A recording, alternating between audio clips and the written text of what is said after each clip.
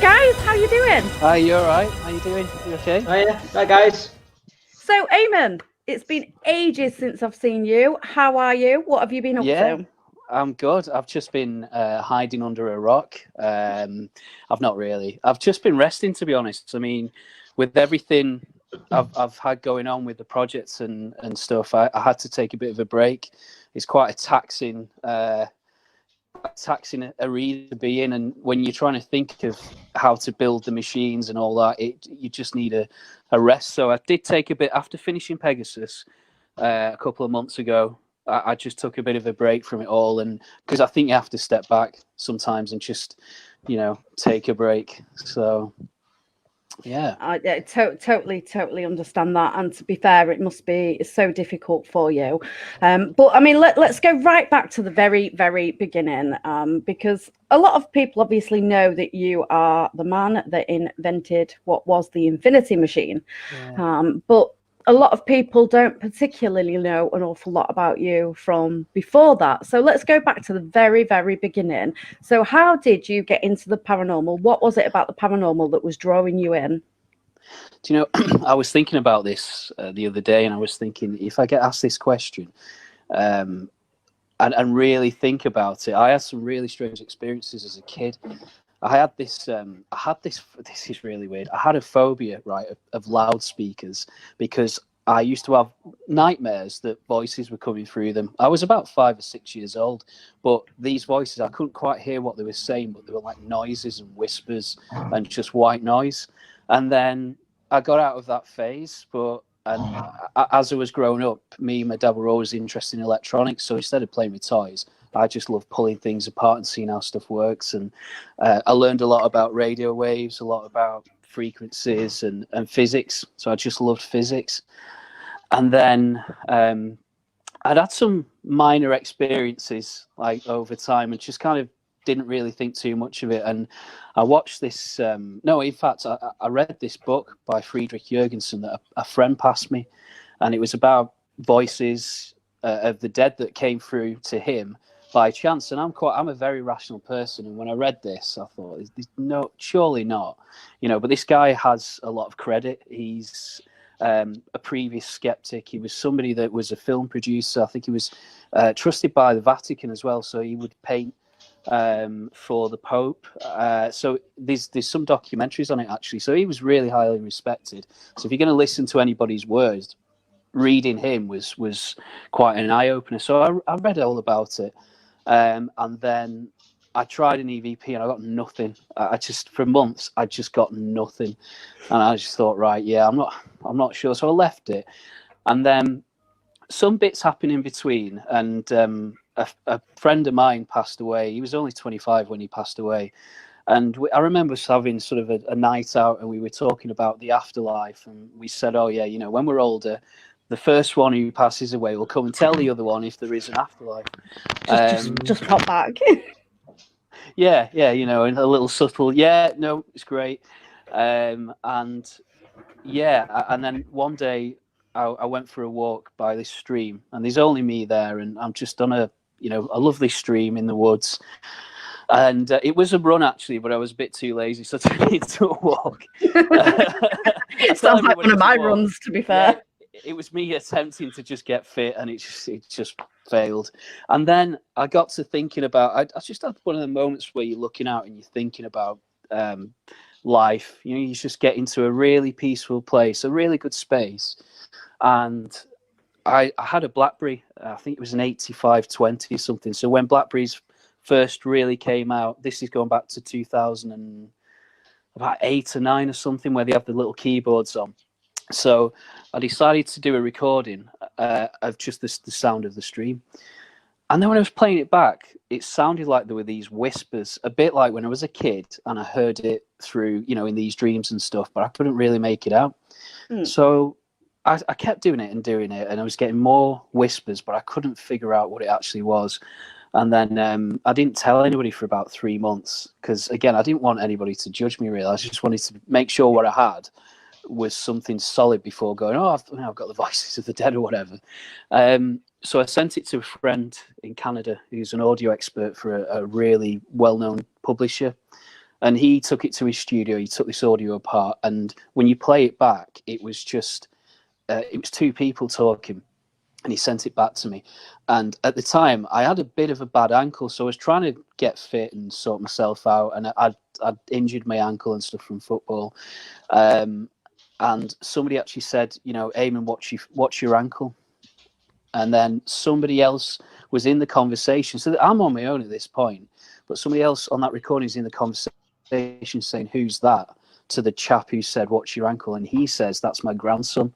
So I'm hearing it. And honestly, I mean, you know what I'm like. I'm so chilled out when I'm on TV and stuff. I don't really give too much of a reaction because I've heard it all. And you just start being more analytical and subjective.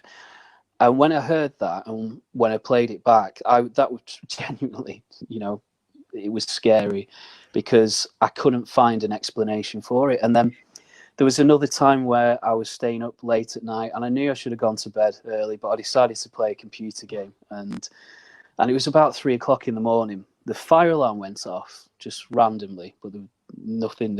And then it just stopped. And then I was listening to TalkSport on the radio, and then it just went quiet.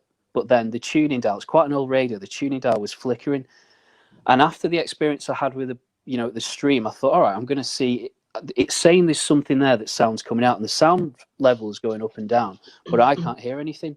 So then I get my BlackBerry, I record it, and it's go to bed, but it's the same voice that claimed to be my granddad. So I ran to bed, I covered myself up, because at this point, you go from outside to inside, and it becomes it's very personal, you know. So I couldn't figure it out. It was really weird. But what I noticed was, as he was talking, more and more voices kept coming through, and it was as if you'd opened something up. So I've gone from not getting any recordings at all to this one or two whispers by this stream. As soon as I've acknowledged it, then that's increased, and you're getting more and more people, but you can start to hear people talking amongst each other, and nothing to do, you know, with talking to me. So I went to my best friend and my mum. I was like, you need to hear this, because I kept it quiet for 3 months. And then I was like, right, that was a funny conversation. I think I've got a voice of my granddad, you know, the one who passed away 10 years ago. Well, actually, it might have been more, about 15 years ago at the time. And I played it to my mum, and she recognised it straight away. And then I met up with my best friend, and then because I needed people I could trust at that point, and just thought, right, I don't want to go mad here, but actually this is really something. I met up with my best mate, and we were on a car park in Bolton. Don't know why Bolton. It was kind of in between us. And then we did a recording, and I showed him. You know, he didn't really. I think he was a bit like, well, "Come on, Eamonn, it's not like you." So we did a recording, and we got something straight away that said "Hello, receptors." So even the language that was used was really, and we still have all them recordings. And I'm going to be bringing out the archives are massive. Like, it will tell you a lot more about the project. The stuff I've done on TV does not cover it at all. And then your TV work, you've got segments of the work that you've actually put in, so that's not particularly going to do it justice at all, in all fairness, because you're not getting the full picture. I mean, people that have been lucky enough, has Pegasus been out in the open yet? I don't think it has it? Not properly, no. I did when I went on Celebrity Haunted. It was we tried. It was too early, and I was aware. I mean, I was really up against it, and the company, the production company at the time, were putting a lot of pressure to get it finished. So it was about 15% power, and I had problems that night with. We got stuff through, but it was stressful because there's two bases now. I think you've probably seen on Twitter. There's two big bases. I only took one down that day in the antenna, but I had to underpower it completely. So it did get a little cameo, but now it's completely different. It's just phenomenal now. But it was just so tricky to build because everything comes from a mind. And then when you're trying to, there's no benchmark. There's nowhere where you can really learn how to, you know, if you look at a competitor or something. Well, there's not really so much of a competitor anymore for you personally, is there? Although we have got your digital voice recorders and the SB7s, that isn't although people tend to think it's on the same wavelength as what you do, it's actually not, is it? It's massively, massively different. I mean, you've got to think, was it Bachi was the last person to do something similar to what you've done, and what we're talking there, 60s, 70s? Yeah, actually, roughly off the top of my head. Yeah, he was that. The work he did was phenomenal. Oh, completely out of this world. I mean, he was on the Afterlife. Was it the Afterlife? It was the Afterlife, wasn't it? It was like it was a documentary, I think, on YouTube, and it's in English, and it's phenomenal. And they had scientists and everything look into it, and and one of the things that's really interesting is, and this is what we get with Pegasus, is when you measure the speech, when you actually analyze it, it's not normal. Like it doesn't have the right pitch. The speed of it is all over the place. That's why we've been on events, like Gemma's, even Dave, you've been on events for me, and you can hear it, and it can be so, like the older machines, this one is so much better, but it changes the pitch automatically. With the older ones, sometimes you get a voice going hello, but really high pitch, and then you get something really low, which people go, that's demonic, but it's not. It's just there's a speed issue or a pitch issue. Oh, I think there's a massive issue with people automatically assuming something is demonic anyway. But don't get me started on that. Let's get back to the actual machine. So the first, I'm sure it was the Infinity, the first machine that I actually see in use with yourself. I can't see who's put the skull experiment in the chat room, but it wasn't the skull experiment. The skull experiment is different to what we're discussing in regards to Bachi. Just going off what you've said there, I think what they might be referring to is that there's a documentary, and the skull experiment is part of that documentary. But as you say, it is. It's different. Yeah, the skull experiment was based around a group of mediums, not necessarily the machine specifically, which is what Batches was. Batches was the machine, and it had all the equipment taken out of it, so that there was nothing in there to put out words such as your SB7 boxes, which they do just spit out random words because it's scanning through radio frequencies. But your machine's different to that as well, isn't it? So can you just explain how your machines, sorry, I've skipped there. So I was going on about the Infinity, wasn't I? Which I'm sure was the first one that I see working. And I believe we was at Wentworth Woodhouse, maybe. It was that was an amazing, that poor machine just got such a battering because I took it on air, and because we did, I don't know how many episodes, quite a number of episodes, and we were filming all over the country when I was doing Most Haunted, and I was just lobbing it in the back of the car at the end, because when you finish an investigation, you just want to get out as soon as possible, and you're tying everything up. And by the time, and stupidly, I was leaving it in the car overnight as well, because I just couldn't be bothered taking it in the morning, because trying to carry it around was a nightmare. But I rebuilt it so many times. But I carried it, really so I totally get how heavy it was as well. Yeah, I did. I helped you carry it a few times, so Yeah, I'll be putting in compo, don't you worry. I'm sure I've still got a strained back from that. I should have got people to sign a disclaimer, but I just But no, I mean, obviously, leaving it in the car is not a good idea. You should never have done that. So with leaving it in the vehicle, you had to rebuild it several times. Yeah, it was silly, really, because when we had like icy weather, and I think when I was filming, it was generally around November time. So the next day it was just a little bit, not damp, but you get a bit of condensation, and that only happened a couple of times. And then I started to bring it in and leave the other kit, like wires and stuff, in. But it was just the moving around, and also the hours of use, because and I'm a better engineer now than I used to be.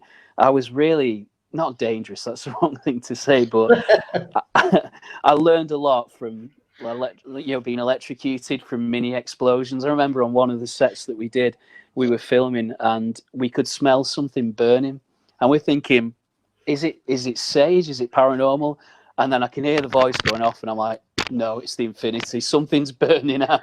So I ran to it, and I had to rebuild it there on set, and just take a section of the circuit out and just try to take a process out. But that's where it all really started, because with Infinity, what I wanted to do was, I wanted to try and figure out. So we went from recordings to on the phones, and then it was laptops, and then we got invited by Arkiva in, I think they're in, oh god, what's it called, Winter Hill, but they're like a TV transmission company, so they manage antennas and things like that, I think.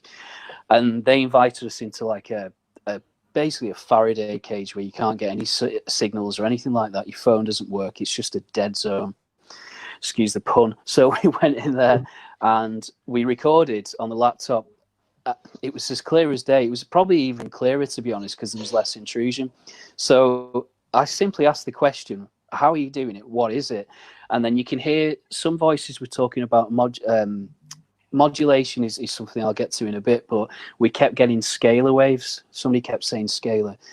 And then when we looked into it, when we were trying to figure out like how it would work, so basically scalar, and I think I'm probably the first, apart from Tesla, I'm the first one who really talked about it within paranormal, and I'm seeing a lot of people have created scalar devices that aren't scalar devices, because trust me, it's almost impossible to invent. I've struggled, but scalar is able to transmit through anything. It can go through the core of the earth, it can go through just anything, any kind of material.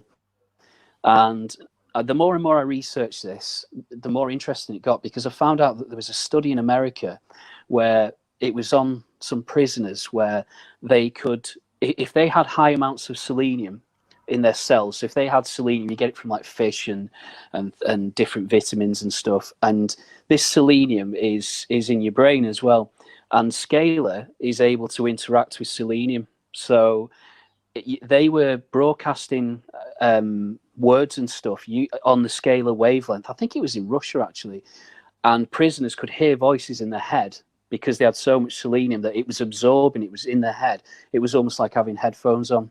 Mm-hmm. So they were doing all these experiments, and I think Tesla even warned, Nikola Tesla even warned how dangerous scalar is, because it's there was like a signal on shortwave radio about 40 years ago. I think it was called the hummingbird, something like that.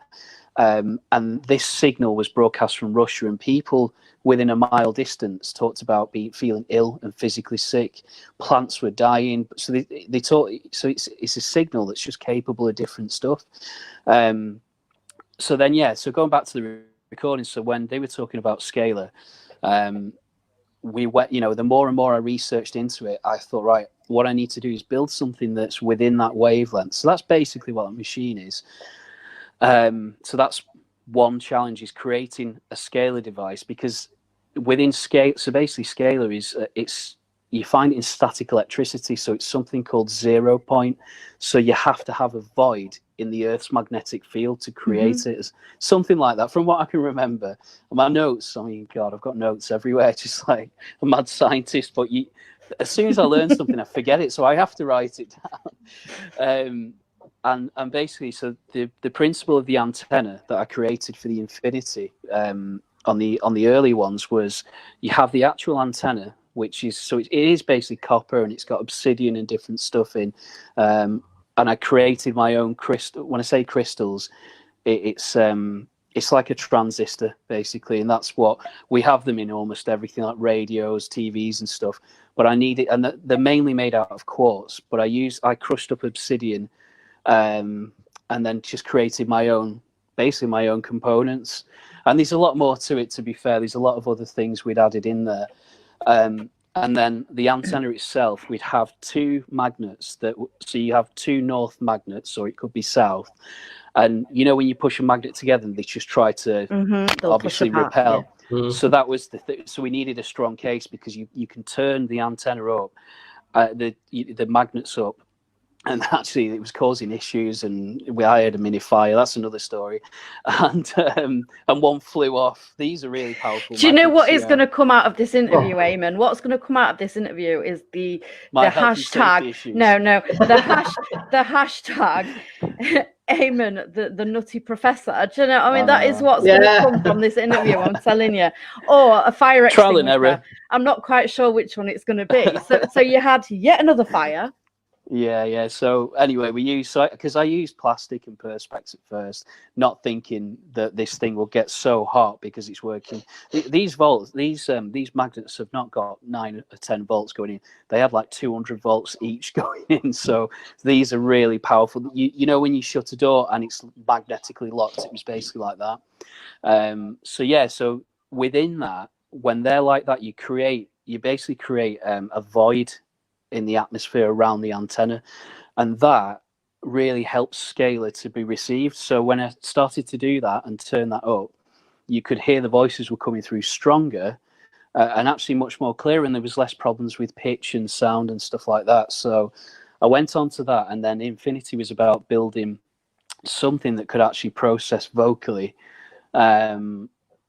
these voices. So you probably remember on the Infinity, I used some third-party parts, but then I created my own sort of motherboard and everything, because at the time I didn't know how to build things like synthesize and stuff. So that on Pegasus, almost all of it is homemade. You know, once you learn what works and what doesn't work, and that Infinity was great because you could just trial and error with it and just take things out, put things in. So when I was going to events and seeing people's reactions, it's kind of like I'm not saying people were guinea pigs, but I wanted to see how people. Oh no! You see, I would say that we was all guinea pigs back then. In all fairness, if I'm honest, because that's exactly what we was. I mean, how many times did we stand in whatever room we was in whichever location, and like hold something up, so a book, and say, "Can you tell me what this is?"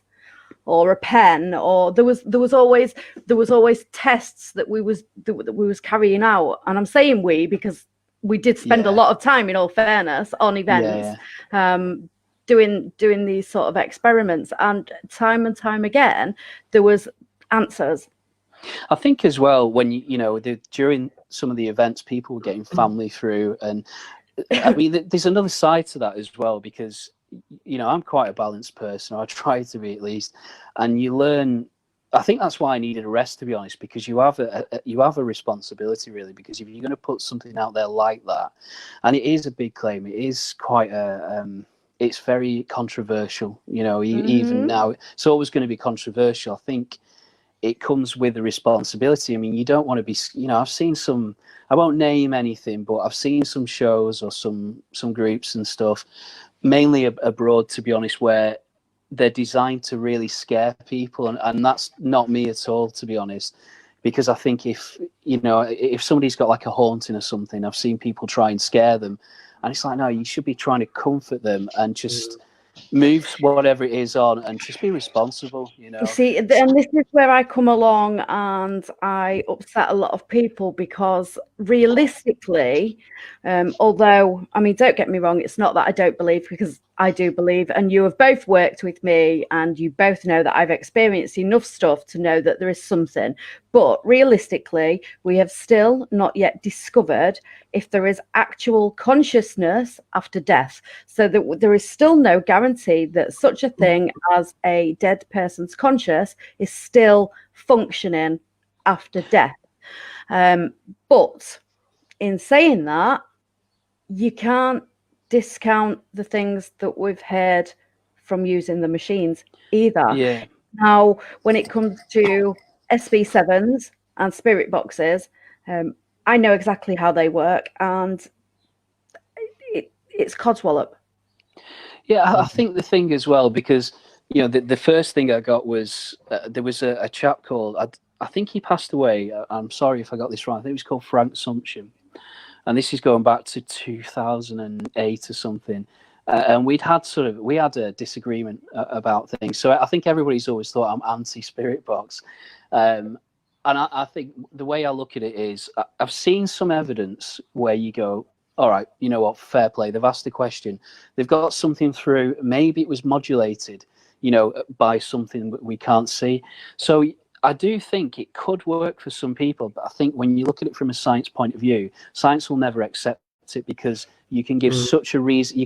You talk about chances. See, the problem is, though, I mean, with a spirit box, and SB7s and such, like, you are just getting audio pareidolia. But like you say, your machine has been tested in a Faraday, which has no way of information coming in for it to come out. And that's where the difference is. And that's the bit that really, really fascinates me. And as I've said earlier in this interview, that's not been done for so many years that it is in a league of its own at the moment. I think I think that you've got. We've told you about this, Dave. You need to be careful doing that. What I've got to say is you've got to listen to Eamonn's machine in live really to understand it more, because it does pick up voices. What you got at the Plaza was absolutely outstanding. I mean, you whistle pop goes a weasel, and it was whistling the same tune back to you. Yeah, and actually, sometimes when you just ask, that was the next stage. So I thought, okay, just to show that this isn't an echo, actually ask it. So we were saying, can you sing or whistle Jingle Bells? Clear as day, it's Jingle Bells, and you'll hear some. I think one of the funniest ones, I think it was when I was doing something at UK Haunted, and we were at, I can't remember where we were, but it was. I don't think it was a live. I think it was an event, and what did we ask? Well, anyway, we were talking, but they were laughing, going, "Haha, this is mad." And then and so they found it. Falstaff. It was. Yeah, I think it was. Yeah, it was. It was a public event. That. Yeah. Yeah, I think, and they were just, you think wherever they are, they're thinking, and we can hear them saying, "This is crazy," and we're thinking, "Do you think it's mad?" What, you know what I mean? Like, and then so I love the possibility. I love the fact that you can have a bit of fun. There is a responsibility, but what you got to remember is, and I always assume, and respect as well. So whoever we're speaking to, they're just like us. All that happened is they've transitioned, but they're still, they've still got feelings. I assume they still have some form of memory of and characteristics. And the last thing you want to do is, disrespect them. I mean, if somebody came knocking on your door and shouted at you to come out, you'd be like, no, just shut the door. And because a lot of people had said to me, like, why is your machine getting stuff, but say I'm not getting anything? And I think it's because I've also had a lot of family that have passed away and friends. They were the main contacts, to be fair. And it's like having a telephone. And I try to describe this. If your telephone doesn't ring all the time, it does if it's a PPI claim, but generally, and you don't get them, I don't think, on the other side. But so when you're, so it doesn't ring all the time because at that point somebody's not willing, they're not ringing to speak to you. But the machine is like a telephone, and to be honest, they control a lot of it. I can't summon that in any kind of way. I owe it to them. Like the way they can modulate that equipment and it works is pretty amazing. And I try to describe it as all it is they want to speak, and this is a telephone, and it's not necessarily to me. It's not really to me. It's to everybody else. But it just so happened to be that I listened to what had come through, and I created something that was that was suitable for them to use. A bit like Marcello Bacci, he basically created. It was a radio of his own, but they found a way to speak through. So it's like a telephone, and you build up a rapport and a trust. So you've probably heard me a few times talk about Vincent and Hector, and these are like consistent. And Lena as well, which interestingly, her same voice that comes through, which is it's quite a soft, love, a really caring voice. You go back to like 1965 when Jurgensen was recording, and you put them two voices together, it's exactly the same. So in that time, 70 years, 60 years has passed, and this person hasn't aged one bit, and you can still hear him. So you get used to characters and you build rapport, and often. When I often think, how mad is this? Like, what am I doing? Because I'll say, how's your day been? Are you okay? And I'm thinking, do they even have days? But I think they also appreciate the fact that you're trying to find some kind of common ground. So what's really important is to make the machine work. And this is why I'll admit, in 2018, I was mentally exhausted. I was just like, right, I just shut everything down. I deliberately delayed Pegasus because I knew once I'd finished this that there's going to be so much, so many questions soon when this is launched, and I need to take stock and get ready for that, because you've got the side where you've got the responsibility to the public and people around. You know, you don't want to scare people, but you don't want to give people false hope. You've got the actual engineering side and trying to figure out, you know, these little things. It's so frustrating because it always sounds like it's just one switch away from just clearest speech you could ever imagine. And then you've got the other side of building the rapport as well, because in the early days there were a couple of I found so I you know, I'm not a person who's scared of much. I'm not really like that. Not a lot phases me, but in the earlier days when it was kind of freaking me out, I remember doing a recording, and I found it the other day, and it was 2010, in October 2010, and I said on my recording, I went, I don't know who you are. I sound like what's it called? That film. I don't know who you are. I don't know. Anyway, so Taken. Taken. I will find you. Yeah. Well, I have got a particular set of skills within paranormal, but I and I just went, look, I don't know who you are. I don't understand what this is. I'm not going to record again. Thank you, but you know, leave me alone. Because I got to a point where there was some voices coming through where they'll say like your biggest fears. It was almost like they can see what's in your mind, and they'll say something's going to happen to you. And it was quite menacing at first, but I think that's because when everything first opened, it's almost like you've opened a door and so many people want to speak. And the main contact you have to build that rapport and bridge with, for people like Vincent and stuff. So there's all that side as well that you deal with, you know, a new set of dynamics that I've never experienced before, you know.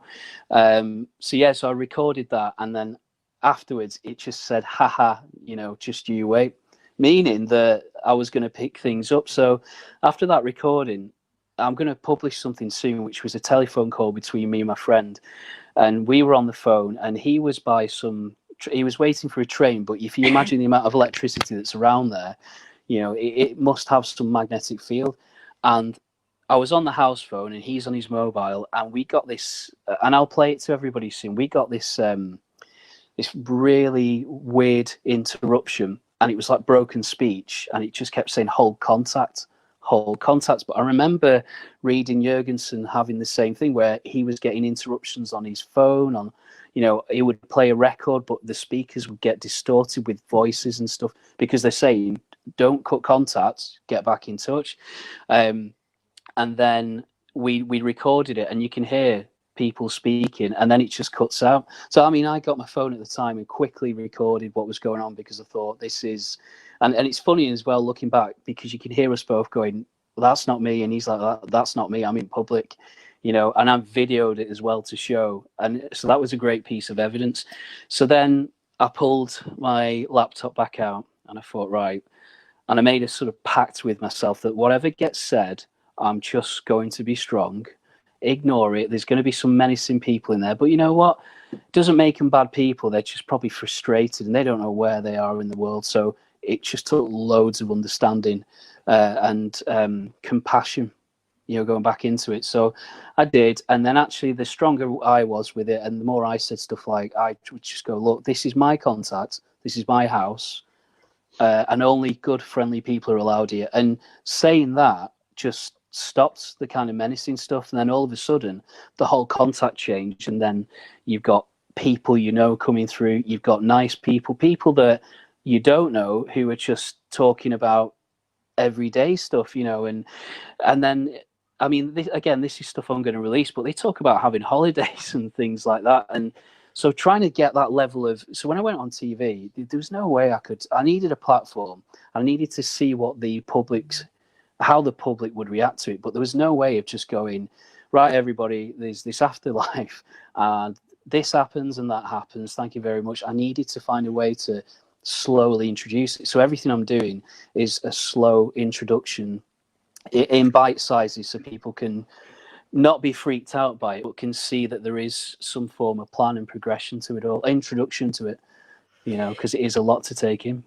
So at some point you are planning on releasing a lot of your recordings from like the early days onwards, so that people can actually see and hear how it's progressed as you've upgraded. Is that the right word to be using? Upgraded your machines? Definitely.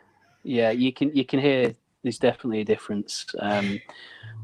So before we go any further, guys, just a quick question. Dave, did your dogs growl, or one of your dogs growl not too long ago? Because there was a growl. I did hear a noise come through, and everybody in the chat room saying about it. So I just thought I would ask. Mine are asleep. Oh, so did you burp, Dave? No, I didn't. Have you got Is it your wind? stomach? No. Is it your stomach exactly? Have we got the 3 a.m. stomach growls going on? To be honest, I did hear it myself, but I didn't comment on it at the time. And Eamonn, I've got some questions for you from people in the chat room, if you don't mind. Yeah, sure. So the first one is from the lovely Anne. Hi, Anne. How are you? And she wants to know which recording has touched you the most, whether it be personal or professional. That's a good question. I would say I've seen there's a couple actually. There's a couple of different ones. There was one where and he asked me not to publish it, so I respected it. I've played it to sort of privately, but I've never put it out there so people can hear it privately. But there was a friend of mine who there's been members of New World Science along the way who've really helped, who've come out on events and stuff who really helped progress it. And there was a friend of mine, Kevin, who worked with me on this, and I'm sure he won't mind me mentioning, but his wife came through, and I remember that day we'd not had many results, and it was frustrating because nothing was coming through, and it was like the calm before the storm. And the next day we were due to go to Germany, but the machine just wasn't functioning. We had this big event, and it was about 25 seconds listening to, she called him by his name, she's asking how he is, she asked him not to forget her, and even I had some tears because he was, all of a sudden this went from this is science to this is extremely personal.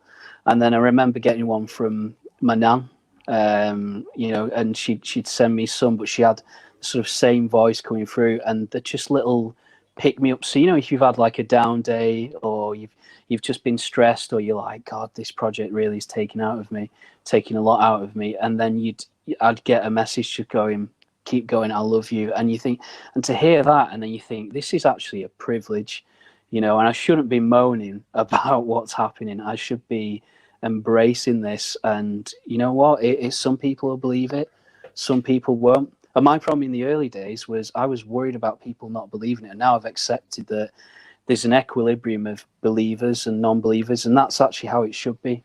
So I thought, if I just focus on these, do what I can do, and that's all I can do, and absolutely leave it up to everybody else. So absolutely. Oh, I don't know how you cope, to be fair, because if you've got to think, putting ourselves into your position, we get to hear the responses on an event. You are working with that machine, as you've already said, you're building up a relationship with the people, we'll call it, on the other side. So you're building up that relationship, so you get a relationship with them, as well as hearing your loved ones come through. That must be really, really emotional. Yeah, I mean, thinking about it, when there's times where I would just switch the machine on and it's like 11 o'clock at night or something, and I just leave it on for them because they have to test as well.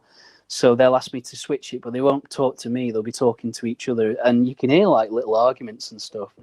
I heard one where they're going, and they talk about numbers. It's almost like something to do with numbers, and he'll go, try 17. He's go, no, it's not that one. And you can hear all this going on. I'm thinking, what is going on over there? But do you think they're doing the same thing as what you're doing? Yeah, 100%. They talk about equipment. They talk about technical stuff, and you'd have. I remember when my nan would come through, and at first it was like everything would go quiet. So like all the speech would would go quiet and stop, and you just hear like this. It's almost like a really quiet white noise, and then just I love you, and just over, and then you'll hear a voice like she's trying to say over and over again, and then it was just like, what, you just think to yourself, this is amazing.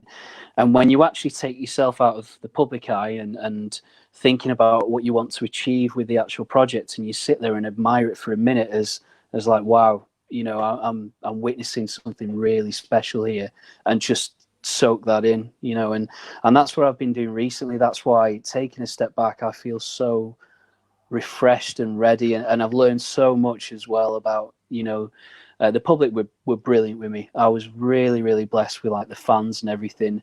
I think we have an honest relationship between us, and that was the key thing. I'd always be honest with them, and and they've been honest with me as well, and that's what I'd expect. It's but yeah, what you need. taking it You need back and- honesty, because at the end of the day, your fans are the ones that are giving you the feedback on what you're putting out there.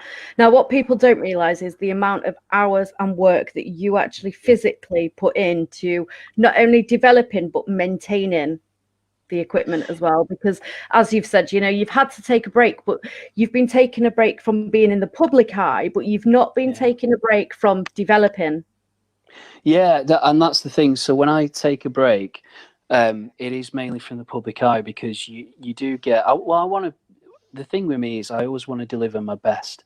So whenever I come out with something, it's generally like, right, I want to make sure it's polished, it's ready. I don't want to just keep throwing out dribs and drabs. I want a quality product that everybody's happy with, and I'd rather wait and sacrifice 6 months. I'm a very patient man, and then so I carry on developing. So that the last couple of months, especially since it's obviously lockdown going on, it affects things like business. So you're finding you're not doing anything really, you're staying in. So I spent that time just researching, just reading, getting back to my roots. So reading things like Friedrich Jürgensen's books, because I think it's really important to stay grounded. And if anything TV's taught me is that it really is not a great, it's a roller coaster. And I was very mature with how I behave with TV, because I think there's some people who've been unfortunate to be caught up in that celebrity bug, and once it's over, it's you can see people start getting down and start feeling a bit depressed. So I was always prepared that I won't let the television side define me at all. This is about reaching out to a bigger audience, but the main thing is this contact. That is always what it comes back to, is the machine and the contacts and maintaining that. And this is where it differs, because for you, you're not there for stardom. You don't. No. You're not about the fame side of things. It is all about the evidence.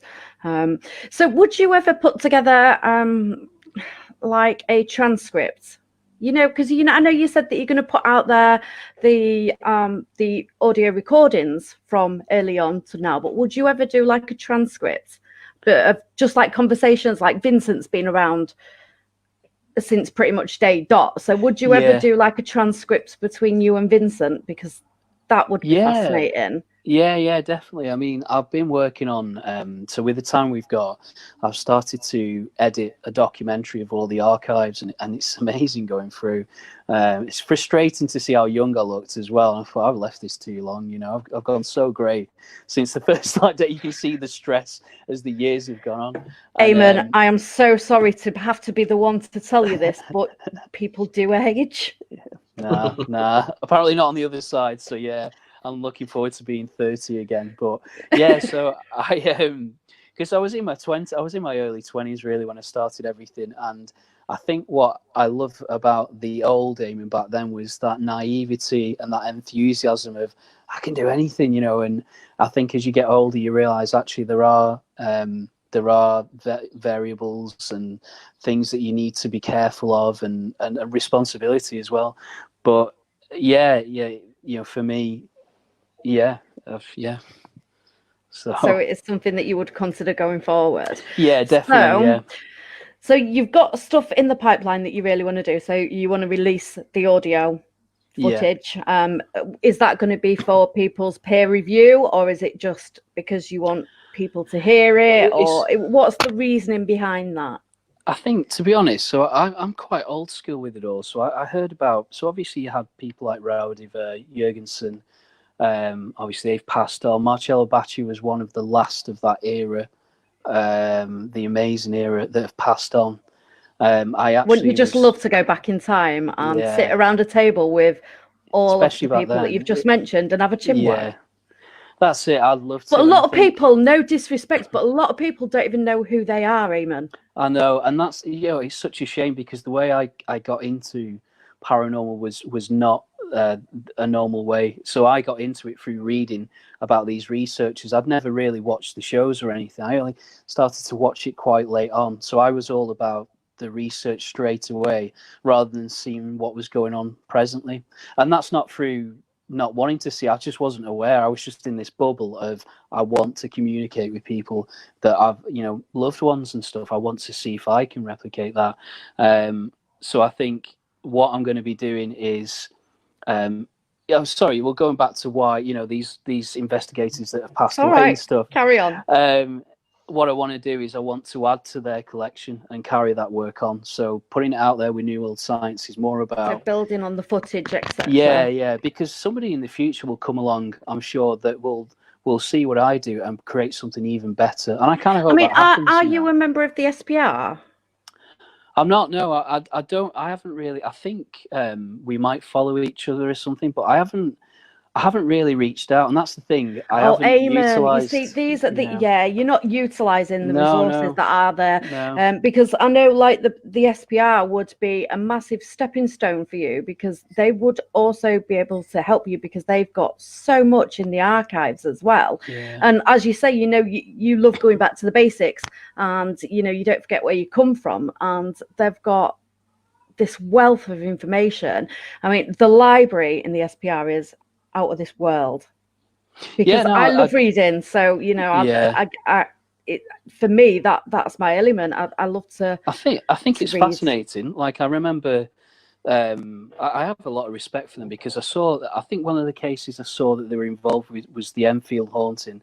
I'm quite fascinated with that. That was one of the things I'd seen. Oh, actually, speaking of the SPR, we have got the lovely, lovely, lovely John Fraser in the chat room. Hi, John. How are you doing? John, I'm getting you on next, because I've got a lovely book here on my bookshelf. Sorry, everybody. I'll be back with you in a minute. She's got a lovely book here. Got a lovely book here on my bookshelf that I need to discuss. So, Mr. Fraser dropped me a message, but Mr. Fraser has just said that he'll send you a membership form, Eamonn. But honestly, cheers, thank you. when it comes to the SPR, honest to God, I actually think that would be like quite beneficial for you, and especially with the mines in there as well. Yeah, no, I've heard. Again, do you know when you have one of those to-do lists? And I actually put it on there, and my to-do lists are on scraps of paper, and and they just get lost. And I've recently moved house as well, so I threw out. I'm not a hoarder. I'm not a hoarder, but I'm a hoarder. Is that what you're saying? Yeah, I threw out so much stuff, like so many old electronics, and because I thought, right, Pegasus is pretty much ready, and I want a fresh start now. Get rid of the old electronics, get rid of stuff I don't need, instead of holding on to cables and circuits that don't really work, and just look at newer stuff. But yeah, so I did have that on the list. But yeah, the what was it called? The Enfield Haunting. I thought that was really fascinating, as a case, and I love the documentary. But that was one of the first things I'd watched. It freaked me out actually when I was younger, and I think they got some recordings of. I mean, I'm not sure about the whole story around it. I think it is very controversial. Well, I mean, they've got all the written transcripts that the SPR they've got all the written transcripts of the Enfield Haunting, and that has just been published as well. That's now in book form. I've read that, and it is amazing. I'll have to check that out. Yeah, so there is that side of it that so what I do is I personally keep I like to keep New World Science and the work in like a state of peace. You know what I mean? So all the contact and everything. But then there's this other side of me, the actual Eamonn as a person, who's interested in mysteries and things like that. Well, I wouldn't say conspiracies, but when you hear of cases like this and you think, wow, there must have been something for the SPR to get involved, because they are highly respected. Absolutely. They won't get involved in just anything. In all fairness, that it's got to be, yes, Melvin, yeah, exactly, John. Sorry, John. I'm the only one that can see the chat room, so I'm really sorry, guys. If you guys think that I've been rude the whole time by looking down, I'm really not. It's because I'm keeping an eye on the chat room. I'm so sorry. But yeah, I mean, it's absolutely fascinating. I am quite conscious of the fact that it is 4 minutes to 8 on a Thursday night, which means we have all got to get out on the front and start clapping for the NHS and all key workers. Yeah. Oh God, yeah, it's so Thursday, Eamonn, we've barely scratched the surface. I think we're gonna have to do a part 2. Yeah, absolutely, and I'll if get that's some okay. recordings and stuff ready. Yeah, Yep, because if sounds you good. could get some recordings ready, and then we can play them out live as well, and then Yeah. discuss them. So we can do like a part 2 to this interview. Yeah, sure. As long as you don't mind, that is. It is my fault we was running late as well, everybody. I am so sorry. That's But my son decided to go on a random walk. Eamonn was here, I wasn't. Yeah. My timekeeping's really good these days, so I'm really impressed. Is that because you're not allowed out? Yeah. Well, yeah. In fact, there was one time I think we was waiting to start an investigation, and Eamonn was in the middle of a field somewhere. Yeah. I sunk my car in the middle of a field. It was good fun. So the weight of Pegasus of Infinity did not help, but yeah, it was Infinity. Good. Yeah. But I think we're going to have to, because we've barely scratched the surface. All we've done is really start to delve a little bit as to who Eamonn is, away from Most Haunted, to be fair. Yeah. Well, there'll be more. Yeah, definitely. We definitely need to do a part 2. So everybody watching, thank you so much. Thanks, it's been everybody. An absolute pleasure. Thanks, Eamonn. Cheers. Thank you both. Thank you. Bye. Don't forget to clap. See ya. Bye. Bye.